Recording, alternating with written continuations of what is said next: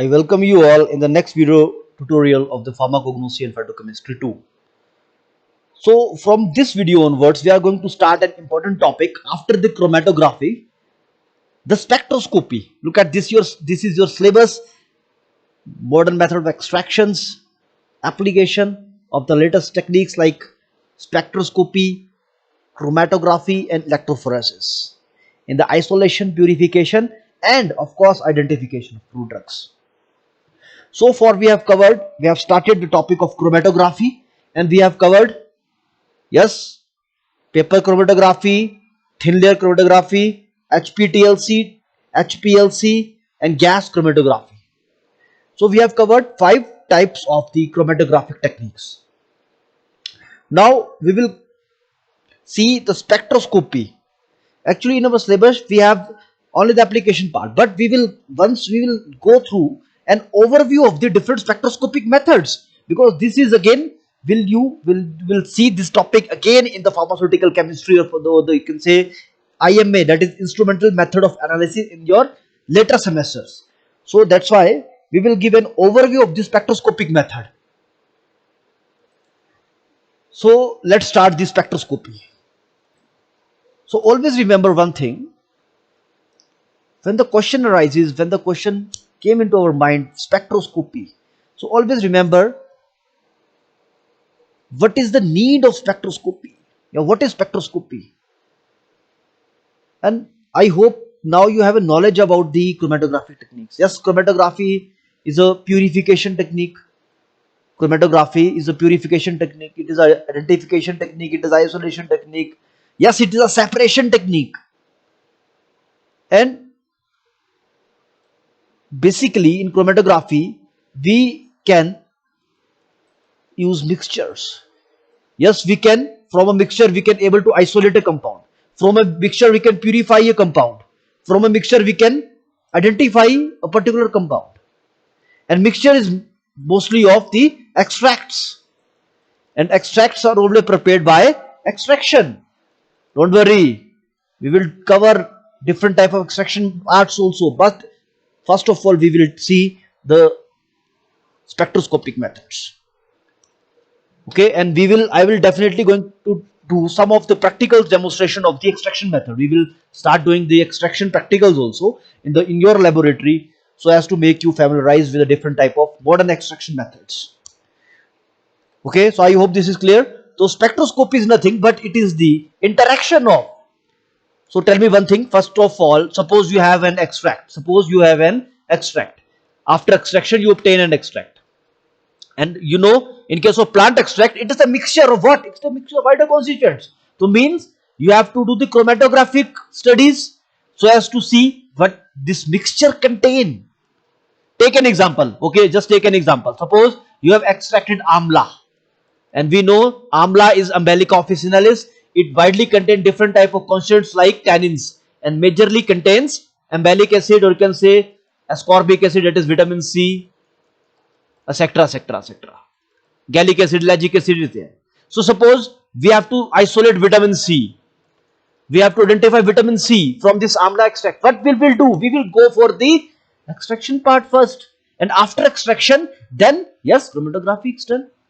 And final confirmation is only achieved by using the spectroscopic methods, because even in chromatography we can only able to isolate a compound, or you can say we can able to purify a compound, but its actual structure elucidation can only be detected with the help of the spectroscopic methods.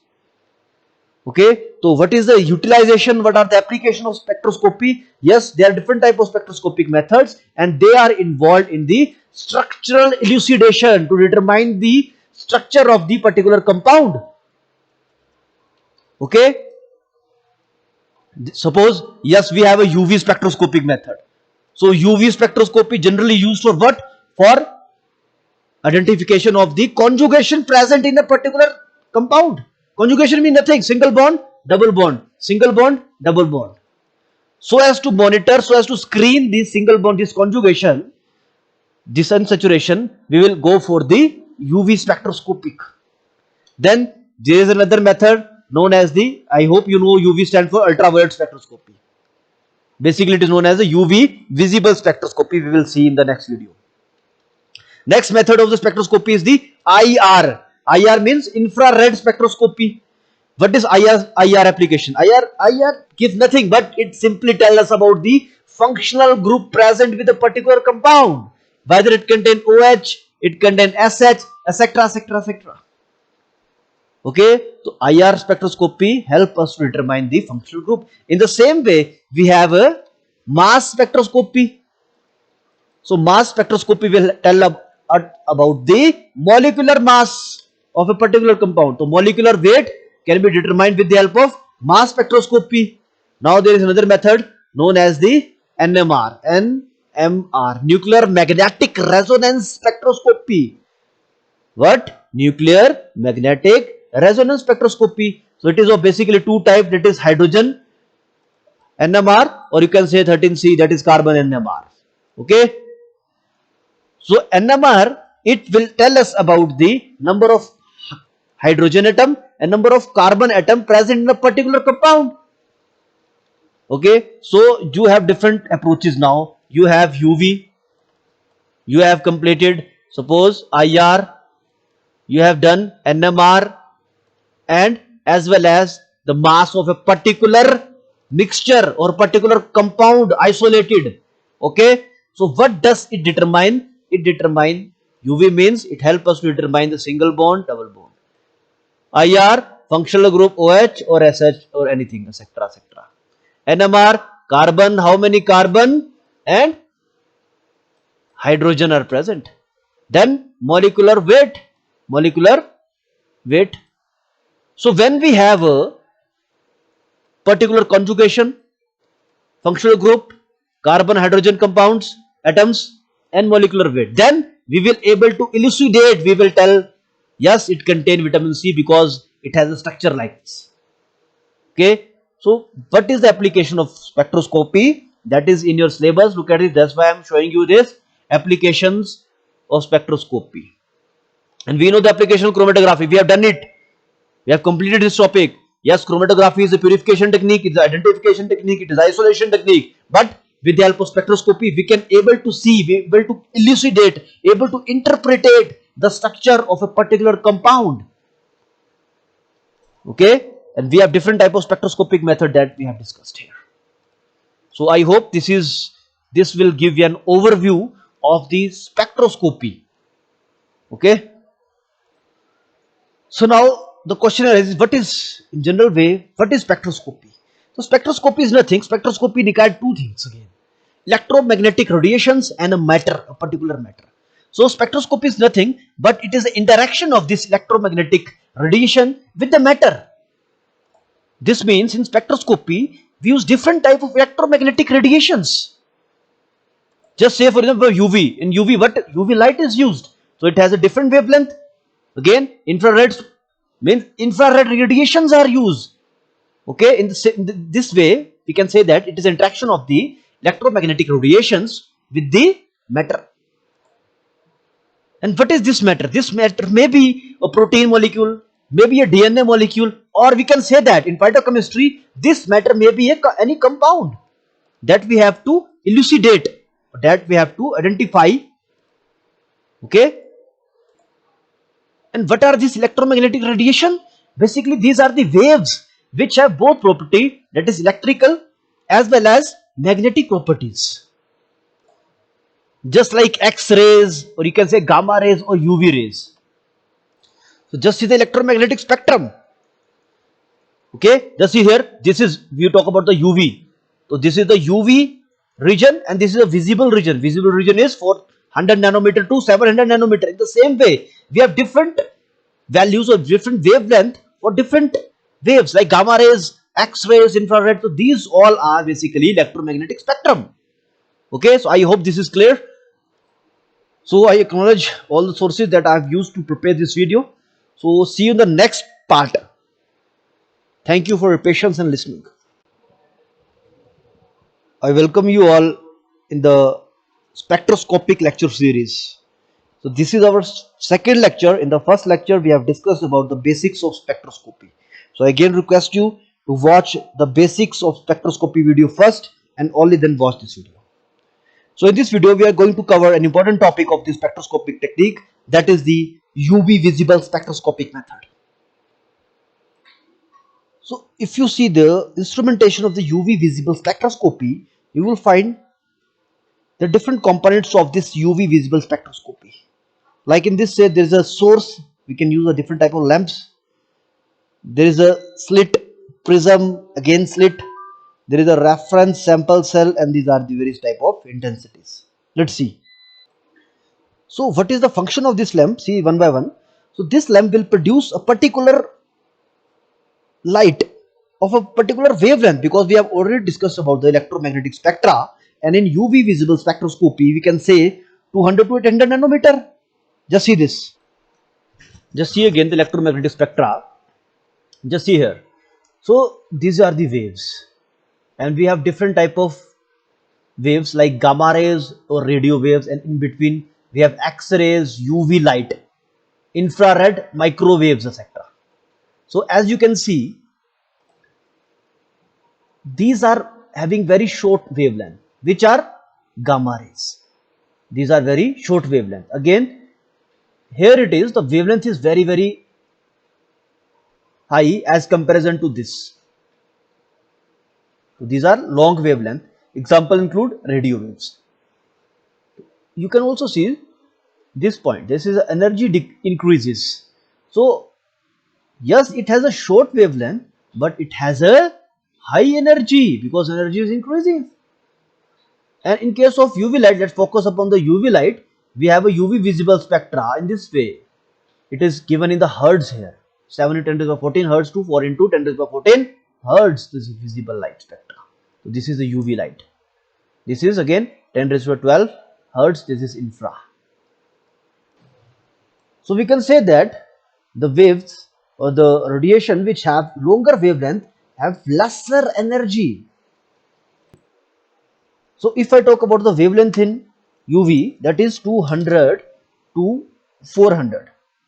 It is for the UV, whereas in nanometer, always remember one thing, 200 to 400 nanometer. It has different value in different units, and 400 to 800 nanometer is for what? Visible. That's why it is known as the UV ultraviolet visible spectroscopic method. So this lamp will produce a particular wavelength that is about 200 to 800 nanometer. So next, this is the slit. So you can see this, there are two type of slit. This whole assembly is known as the monochromator. Okay, monochromator. So monochromator, here it is the monochromator, but you can check it is a monochromator. Okay, the monochromator, the function of the monochromator is it has one prism and two slit. So this slit has a particular role and this slit has a particular role. So the role of this slit is to fall the light that is coming out from this source parallelly to the prism. And we know what is the function of prism. The prism will change this light that is falled upon by passing through this slit parallelly into different colors, because we know prism will convert this light into different colors. And these all, suppose this is a red light, yellow light and blue light, these all have different wavelength. And from this second slit, only a specific wavelength will pass. Okay, just see this. This is again a white light. Prism will again, it break this light, split this light into different colors. Okay, and from this second slit, only a particular, suppose in this case, yellow light is passed. So only a specific type of light intensity is passed through this slit. And with the help of this splitter, this beam splitter, this light will split into again two different intensities. Here this is again one and this is second. Then this splitted light will pass again through the first, this will pass through the reference cell, okay, and second is the sample cell. See what happened, this reference cell and sample cell, they are made up of a cuvette. These are the cuvettes. I show you photograph. Wait a second. See this, they are different type of cuvettes. So these are, as you can see, these are opening. This has an opening from this here. It is either made up of glass or either made of quartz, but largely we use the quartz one. So this has the opening. So we will put our sample in this cuvette. Suppose this is a sample we will put in this cuvette. But here, just see here, you have two, you will take two cuvettes, one for reference, other for the sample. And for reference cell, we will use this cuvette that contains a particular solvent, or you can say a particular reference sample that does not contain any compound. So what will happen, this intensity, they will pass through this reference cell without any change. Okay, but in this sample, in this sample cuvette, we will take what? We have taken our sample that contains some compounds. So what happens? These compounds, either present in this cell, or you can say cuvette, these absorb some of the light. So its intensity will change. Okay, I hope this is clear. See this, suppose this is your cuvette, and this cuvette contain only a reference sample. So what happen, when a particular UV light of particular intensity, it will go inside this cuvette. What happen, as it contains nothing, it is a reference, so it will change, no change in the intensity of this light. But whereas, suppose in case of reference, suppose this is a cuvette and you have taken a particular sample which you have to analyze, and this sample contains different type of components. So if in this sample, if some UV active compounds are present, then what happen, when this UV light go inside these compounds, the compounds present here, they will absorb some of the light. And it will cause change in the intensity. So this intensity of this light changes. And if in this sample is concentrated, suppose it is highly concentrated, then the absorbance is more. And if this length, the path length, you can say this is length of the cuvette, I am talking about the cuvette. If the path length of the cuvette is more, then again it will result into the more absorption. And this relationship is determined by Beer and Lambert. They are two scientists. So they have given a law, basically Lambert-Beer law. This is very, very famous, Lambert-Beer law. So the law is very, very simple. Absorption is directly proportional to C, means the concentration of the particular sample, and L is the path length of your cuvette. So absorption will increase when the concentration is higher, as well as when you increase the path length. This is the Lambert-Beer law. Okay, and this all activity is recorded. This detector, this will detect that if any change in intensities occur or not. So we will calculate the absorbance of our sample. This detector will find the difference between these I naught and I. Okay, the difference of the intensities that is produced after the passing through this cell is determined by a particular detector.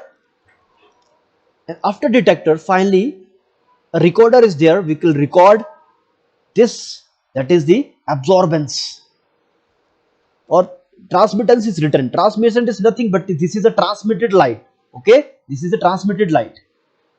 So with this technique, we will able to find the concentration of our sample. Okay, the more will be the absorbance, more will be the concentration. So when you see the graph of the transmittance versus the concentration, what you see? So as you can see, there is an exponential decrease in the transmission when you increase the concentration. Okay, when you increase the concentration, the transmitted light, or you can say the transmitted light, these are resulted into the exponential decrease. See this is the transmitted light. So again this is the transmitted light. In this there is a no compound, so it has a no effect on the light, but it contains some sample, so intensity will decrease. So absorbance is nothing but it is a log 1 of T, that is transmission. And we will calculate our value by plotting a graph between absorbance, that is log 1 upon T, transmittance, or concentration, and we will find a straight line. So this is the basically determination of the absorbance of a particular sample or particular compound. So this is the references. So I acknowledge all the sources I have used. So do watch next part, that will give you better clarity. Thank you. I welcome you all in the part 2 video of UV visible spectroscopy. So in this video we are going to see some of the important applications of UV visible spectroscopy, and that too in our syllabus. So we have to focus upon the application part. So yes, let's start. So UV visible or UV absorption spectroscopy is one of the best methods for determination of impurities in an organic molecule. So as we have covered this, the instrumentation part, we know UV is used for qualitative as well as the quantitative estimation of various type of compounds. It is widely used in natural product chemistry, in food chemistry, synthetic chemistry. Everywhere it has a wide applications. So yes, it is used for determination of impurities in organic molecules. And we know when the additional peaks will appear, it shows the impurities. Yes, it is useful in the structural elucidation. Yes, it is very useful in the structural elucidation of the organic molecules. And from the peak we can conclude that whether the compound is saturated or not, because we know UV visible spectroscopy is used for determination of conjugation in a particular structure, that is single bond, double bond, single bond. This is the type of unsaturation that can be determined by this UV visible spectroscopic method. So next is the extent of conjugation, identification of unknown compound. This is important. Determination of the configuration of geometrical isomers. So it has a very wide useful applications in the determination of the configuration of the geometrical isomers. Yes, it is used for the quantitative analysis, because UV absorption spectroscopy can be used for the quantitative determination of compounds that absorb UV radiation. This is important. If any compound that does not absorb this radiation, then it has a no use. The compound that absorb UV radiation, and question which type of compound they absorb UV radiation? The compound which contain this unsaturation, single bond, double bond type of nucleus are there in their structure. Okay, and this can be done by this Beer's law. We have already covered this law. That is the Lambert-Beer law. This is Beer law. A absorbance is equal to, that is, we know 1 upon T, and it is equal to this concentration and the path length. So yes, it is also used for the qualitative analysis. The UV absorption spectroscopy can characterize those type of compounds which absorb UV radiation. So always remember this thing. Okay. Of course, the identification is done by comparing the absorption spectrum with the spectra of unknown compounds. Yes, it is also used to study different chemical kinetics. The kinetics of a reaction can be understood with the help of UV spectroscopy. And sometimes, in most of the cases, generally we use IR spectroscopy for the determination of functional group, but this technique is also used to detect the presence of a particular known type of functional group. That is absence of a band at a particular wavelength that give an evidence about the type of the functional group. Suppose in this case, this is a spectra of suppose absorbance versus a wavelength. This is a spectra of benzene. Suppose this is the benzene. Okay, just you can see in case of toluene, its additional peak is there. This is the peak of toluene. It reflects the CS3 group, and we know in toluene CS3 group is there. So this is the presence of this peak will tell us about the functional group. Yes, it is also used as a HPLC detector, because we have already covered this point. HPLC, in this UV detector is used. So these are the references I have used to prepare this video. Again, I respectfully acknowledge all the sources that I have used to prepare this video, and I request you don't share this video in any platform. So thank you for your patience and listening. See you in the next lecture.